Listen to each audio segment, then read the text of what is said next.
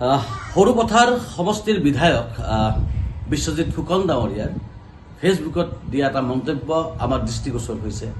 প্ৰথম কথা হ'ল জয় হনুমান চিনেমাখন অহা 18 অক্টোবৰত যে মুক্তি পাবলৈ গৈ আছে তাৰ অৰ্থ যে এই চিনেমাখনে ইতিমধ্যে সেন্সৰ চাৰ্টিফিকেট লাভ কৰিছে আৰু এখন চিনেমাই সেন্সৰ চাৰ্টিফিকেট লাভ কৰিব লাগিলে সেন্সৰ বোৰ্ডৰ পৰা অনুমতি পাব লাগিব আৰু সেই সেন্সৰ বোৰ্ড পৰিচালিত হয় ভাৰতবৰ্ষৰ সংবিধানে নাগৰিকক দিয়া অধিকাৰৰ ওপৰত ভিত্তি কৰি আৰু ভাৰতবৰ্ষৰ সংবিধানত স্পষ্টভাৱে উল্লেখ আছে যে ধৰ্মীয় অনুভূতি আঘাত দিয়া কোনো কামক সকলো কামকে বেআইনী ঘোষণা কৰা হয়।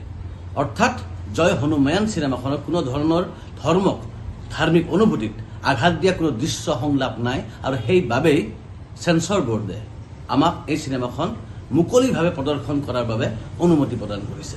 গতিকে মই নাজানো যে উপৰুৱাকৈ বাহিৰৰ পৰা দেখিয়ে কিছুমান মন্তব্য কৰি আছে বহু ব্যক্তিয়ে, তাৰ মাজতে মাননীয় বিধায়ক ডাঙৰীয়াও এই মন্তব্যটো কৰিছে।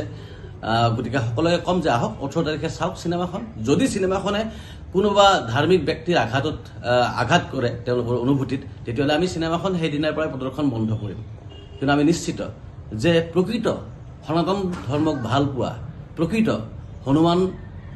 প্ৰভু হনুমানক ভক্তি কৰা প্ৰতিজন ব্যক্তিয়ে এই চিনেমাখন চোৱাৰ পিছত ক'ব নোৱাৰিব যে আমি কাৰোবাৰ ধৰ্মীয় অনুভূতিত আঘাত কৰিছোঁ। ধন্যবাদ।